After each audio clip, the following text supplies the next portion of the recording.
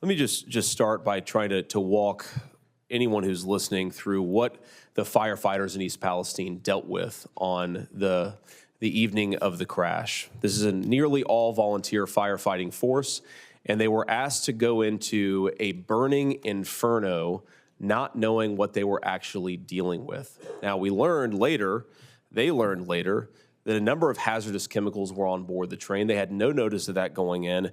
They did their duty, and it's time for all of us on this committee and in this body to do ours. The first thing that this bill does, and in my view, the most important thing this bill does, is it ensures that our firefighters and our first responders have proper notice. We cannot ask our rural communities or our big cities to send their first responders into a train crash that they didn't cause, no fault of their own, without actually knowing what they're dealing with.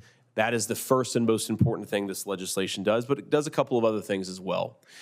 The second thing our legislation does, and I would draw attention to, is that it provides enhanced safety inspections and monitoring to ensure what happens in East Palestine doesn't happen again, or at the very least, to make it less likely.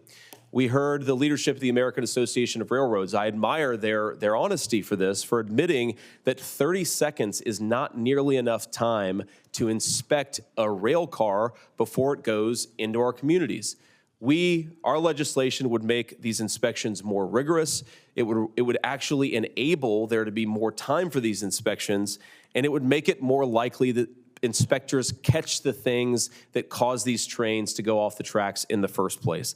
The second thing that it does is encourage the installation of hot box detectors all around our country so that the very thing that caused the East Palestine train to crash is noticed and fixed before it causes a chemical bomb to go off in communities like those in East Palestine. Now, let me say here, what happened in East Palestine cannot be undone. We cannot reverse it. We cannot change it. We cannot undo the psychological, economic, and physical toll of the derailment in East Palestine, but I guarantee you, whether it's tomorrow or next week or next year, there will be another East Palestine in this country if we do not pass the Railway Safety Act. It's that simple. Train crashes over the last 10 years have gone up 25% in our freight train across all rail since 2020. We have had more crashes successively, year after year for 3 years. Our rail system is becoming less safe, not more safe. We have the technology and we have the tools to change that. This bill does it, and we need to see it through. Now, I've heard a lot from my colleagues, both Republicans and Democrats, about this legislation over the last couple of months. I've learned a lot about rail regulation and rail safety that I never thought that I would know 6 months ago. This bill has changed a lot from what I introduced just a few short months ago. We've made a number of concessions to industry, a number of concessions to the rail industry, a number of concessions to various interest groups, which is why we have so much bipartisan support in this body, but also why we have a lot of support from industry. I want to address, we also have, by the way, the support of the Heritage Foundation. We have the support of Russ Vought, one of the most important leaders in the conservative movement. We have the support of Donald Trump, the former president, who had a deep emotional connection to the people of East Palestine and is asking this committee not for vague promises from industry, but that we get something done, that we do the job of legislators and actually legislate. I want to address just two concerns the ranking member addressed. I might go a little over my time. I hope that's okay, Madam Chair.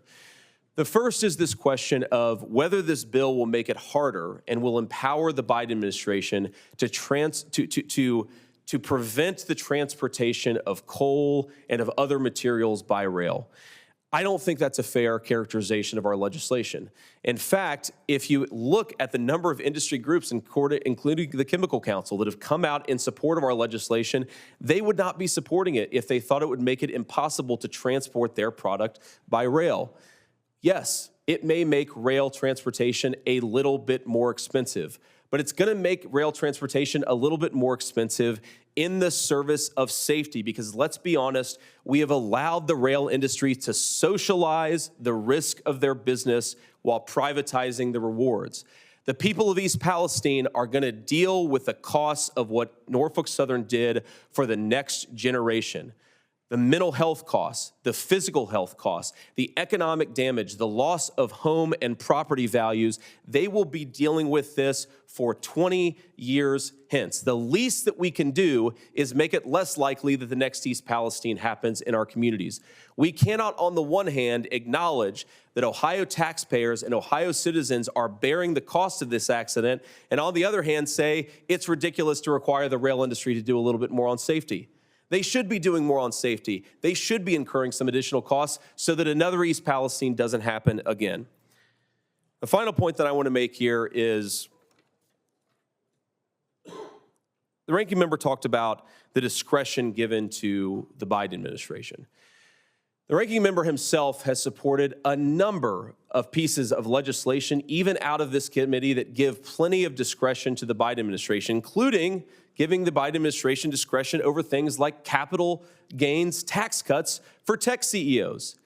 If we can give the secretary discretion over capital gains tax cuts for CEOs, surely we can give the secretary discretion to make communities like East Palestine safer. I think it's ridiculous to say that we're going to discover a principle when that principle would protect the people of East Palestine and ignore that principle when it benefits tech CEOs and others who get capital gains tax cuts. So let's do something here. Let's not rely on vague promises. Let's not send out celebratory press releases because industry has finally decided to make a promise, not to follow through on that promise, but to make a promise.